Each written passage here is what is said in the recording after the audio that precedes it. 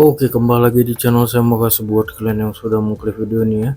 Kali ini kita membahas drama dari babak 16%. Kalian pasti tahu siapa ya, Pak Janggar. Wah, kita lihat ya gimana videonya. Sebelum kita ke video, bantu subscribe channel saya. Belum subscribe, tidak tunggu lama, kita videonya langsung. Let's go. 2003 dipasang threshold itu, kan orang bilang SB yang pasang threshold, berarti SB bodoh dong. Partainya cuma 7%, gua dia pasang threshold 20%, kan ngaco kan? Itu 15 waktu itu. Ya 15 apalagi, tetap di atas 7%. Threshold itu dipasang PDIP untuk menghambat SBY. Itu intinya, karena SBY belum masuk dalam kabinet, belum jadi presiden, tapi potensi jadi. Maka PDIP pasang threshold itu untuk mencegah SBY. Ternyata SBY melampaui threshold itu. Oke, benar sekali. Yes. Karena saya dipanggil sama Bang Taufik ke Tengku Umar. Ini 2003 nih Bang? 2003. Rizal, kita mesti naikin threshold. Kenapa? Ya satu, supaya SBY nggak bisa maju. Gitu kelakuan PDIP. Gimana thresholdnya dinaikinnya? 35%. Apa? Benar. Masa PDIP bisa menang 35%? Yakin Jo, anak buah gua bilang 35%. Bang, mohon maaf, anak buah abang tuh banyak penjiwatnya. Ya kan, maksimum PDIP cuma 16-18%. Jadi kalau sampai nanti abang ngotot 35%, Mbak Mega pun nggak bisa maju. Apa yang terjadi? Taufik akhirnya turunin ke 20%. Nah, yang namanya Taufik memang jagoan politik. Sore itu dia telepon depan gua, pasti reaksi. Jadi nggak ada rapat-rapat apa gitu lah. Langsung turun tuh, semua setuju. Ya, 15%. Enggak, lebih. 15 terus naikin lagi. Naikin lagi. Pokoknya Muhammad SB melompat. Sebetulnya threshold 20% itu kan tidak ada di Undang-Undang Dasar itu. Itu akal-akalan daripada partai-partai yang merasa dirinya besar dan ingin meneruskan kekuasaannya. Ya itu wajar, tapi ini kan akal-akalan. Tidak ada di Undang-Undang Dasar. Dan sebetulnya itu adalah menyelewengkan Undang-Undang Dasar. Dan saya katakan ke Gerindra, Gerindra tidak mau ikut dalam sesuatu yang melawan akal sehat dan logika. Presidential threshold 20% menurut kami adalah suatu lelucon politik yang menipu rakyat Indonesia. Amar putusan mengadili: 1. Mengabulkan permohonan para pemohon untuk seluruhnya. 2. Menyatakan norma pasal 222 Undang-Undang Nomor 7 Tahun 2017 tentang Pemilihan Umum Lembaran Negara Republik Indonesia tahun 2017 nomor 182 tambahan Lembaran Negara Republik Indonesia nomor 6109 bertentangan dengan Undang-Undang Dasar Negara Republik Indonesia tahun 1945 dan tidak mempunyai kekuatan hukum mengikat. 3. Memerintahkan pemuatan putusan ini dalam Berita Negara Republik Indonesia sebagaimana mestinya. Pemirsa, nama pengusaha Happy Hapsoro akhirnya disebut dalam persidangan kasus korupsi BTS 4G Bakti. Dalam fakta persidangan terungkap perusahaan milik Happy turut kecipratan aliran uang korupsi dari hasil bagi-bagi fee proyek BTS 4G Bakti. Diduga setoran fee mengalir melalui Muhammad Yusrizki, mantan Direktur Utama Basis Utama Prima yang mengatur pengadaan power system BTS Bakti. Nama Jamie Suciawan setidaknya disebut hingga 10 kali dalam dakwaan 6 terdakwa korupsi BTS Bakti. Jamie disebut terlibat dalam pengurusan dan pemenangan tender BTS Bakti hingga bagi-bagi fulus hasil korupsi. Namun hingga kini statusnya masih sebatas saksi. Dari selisih keuntungan proyek yang didapatkan, Jamie ternyata memberikan fee kepada Irwan Hermawan dan Muhammad Yusrizki Mulyawan. Kala itu, Muhammad Yusrizki masih menjabat sebagai Direktur Utama PT Basis Utama Prima, perusahaan investasi milik Hapsoro Sukmono Hadi, atau lebih dikenal dengan sebutan Happy Hapsoro. Selain dari Irwan Hermawan, ada juga. Ada, tapi Irwan yang minta. Dari Irwan yang sampaikan untuk kasih ke Yus. Berapa jumlahnya? Kurang lebih sama Pak, yang mulia 30. 35 juga? Iya. Allah ilah Pak, 35 miliar saudara bagi-bagi. Udah 70 miliar lah itu. Iya yang mulia. Iya. Allah. Di mana diberikan secara bertahap juga? Sama yang mulia. Sama. PT BUP atau biasa disebut juga dengan basis investment, 99% sahamnya dimiliki oleh Hapsoro Sukmono Hadi. Dalam persidangan terungkap, selaku Direktur PT BUP, Yusriski meminta jatah pengadaan power system untuk proyek BTS 4G Bakti paket 1 hingga 5. Apa betul Bapak pernah diminta Pak Jimmy untuk transfer ke beberapa perusahaan? Betul. Di antaranya PT apa Pak? Anugerah Mega Perkasa, Truba. Truba? Ya. Berapa Truba itu Pak? Truba 7 miliar. 7 miliar? Ya. Bapak tahu punya siapa Truba itu? Tidak tahu saya. Di BAP Bapak coba dibaca. Saya pernah menanyakan kepada Jamie kenapa tidak memfokuskan membayar hutang dia ke saya dan malah membantu PT Trubajaya Engineering. Jamie menjelaskan bahwa dia ada urusan dengan pemilik PT Trubajaya Engineering yang tidak perlu saya ketahuin. Di kemudian hari saya baru tahu bahwa pemilik PT Trubajaya Engineering adalah Pak Hapsoro. Siapa? Pak Hapsoro. Ya. Pak Hapsoro itu siapa? Dalam tanda kurungnya siapa itu? Happy. Happy? Ya. Baik. Saudara tahu dari mana? Saya baru tahu ya pas penyidikan itu. Pas penyidikan? Ya. Yang ngasih tahu siapa? Jaksa. Jaksa? Ya.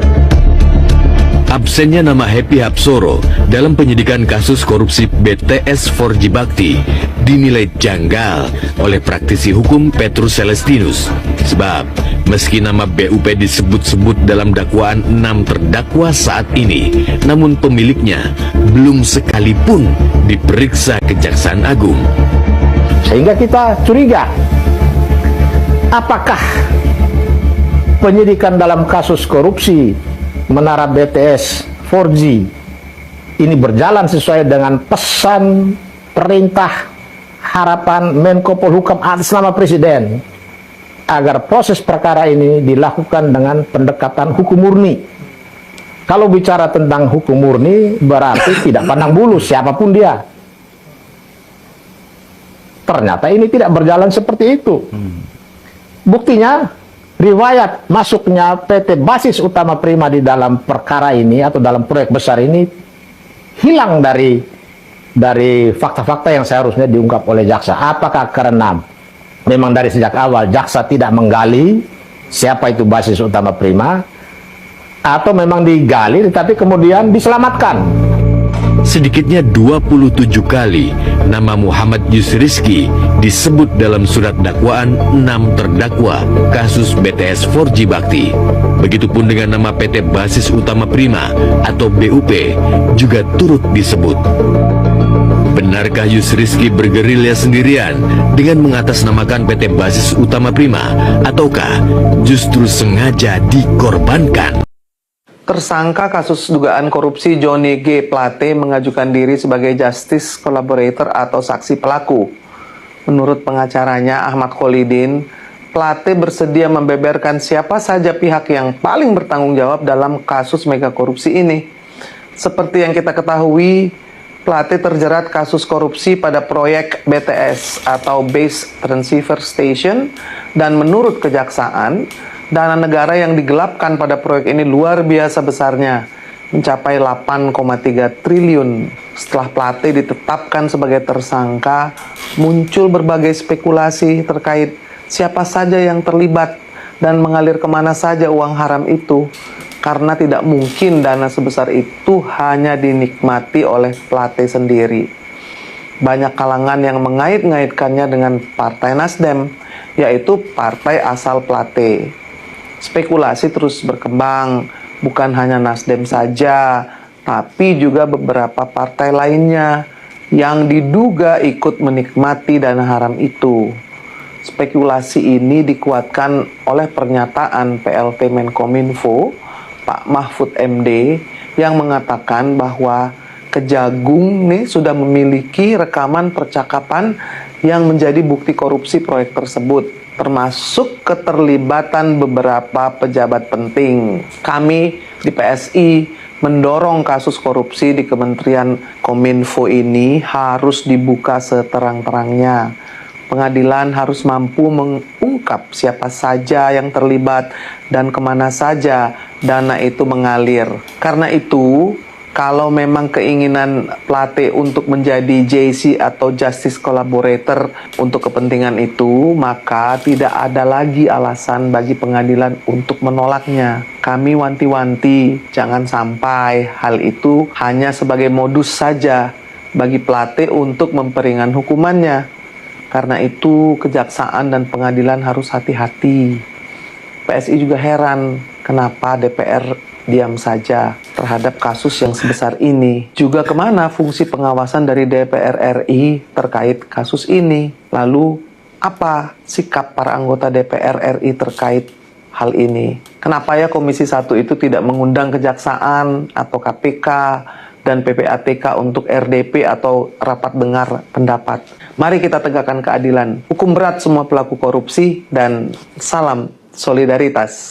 Pemimpin itu pasti banyak salahnya, tapi kesalahan pemimpin terbesar itu tidak pernah membuat regenerasi partai atau negaranya. Jadi tiap pemimpin itu harus membuat regenerasi. Apa langkah menuju regenerasi?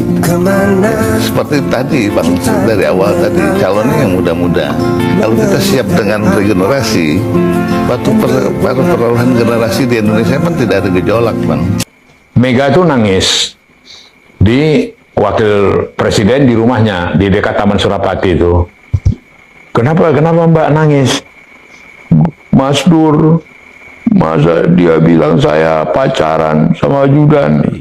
Terus habis itu dikatakannya Taufik mau ditangkap karena nyelundup pasir.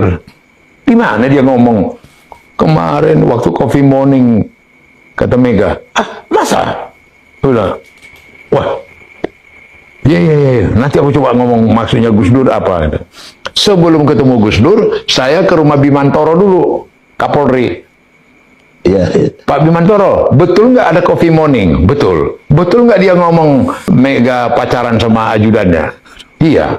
Betul nggak dia ngomong Taufik mau ditangkap? Iya. Oh begitu? Iya. Berangkatlah aku ke Gus Dur ditemani Ma'ruf yang sekarang Wapres. Sengaja aku ajak dia temanku di Komisi 2, Ma'ruf.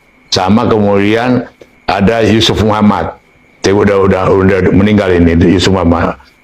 Kubawalah yang dua ini dalam arti kata saksi, dan kemudian juga harapan membackup aku. Ketemu Gus Dur. Ketemulah Gus Dur di istana. Ketemu Gus Dur. Gus, Panda Gus. Iya, ada apa? Mbak Mega nangis-nangis cerita ke saya bahwa Gus mengatakan dia pacaran sama ini. Gus Dur kan waktu itu dia punya gaya. Ya. Gus, bisa lihat aku nggak? Aku bilang gitu. Ini serius Gus. Kenapa di Gerindra gitu? Karena ya saya di sekarang ini banyak belajar tuh dari 3 orang. Yang pertama ajarannya kakek, kedua ibu saya, ketiga ya Pak Prabowo. Makanya saya pengen di sini adanya perubahan dari si penyelenggara negara tersebut. Kalau saya ada di dalam situ, nggak berubah dong. Sama seperti biasanya. Sama, nggak ada perubahan. Dan saya pengennya di sini justru ada warna yang berbeda, nggak harus merah. Desas-desus Ketua Umum PDI Perjuangan Megawati Soekarno Putri menerima uang 10 triliun rupiah mulai tampak titik terangnya. Seorang pengusaha keturunan Tionghoa yang diketemui informan indonesiapolicy.com menyatakan info tersebut valid. Ceritanya, pulau hasil reklamasi Pulau G sudah dijual ke Hong Kong. Dari kepulauan yang sudah diserahkan Inggris ke Republik Rakyat Cina RRC, pengusaha Pulau G Agung Podomoro Land atau PT Wisesa yang dimiliki Sugianto Kesuma alias Aguan diperoleh dana segar sekitar 40 triliun rupiah dari lembaga keuangan di sana. Oke, itu dia video, gimana menurut kalian, dan sampai bertemu di video saya selanjutnya. Boy.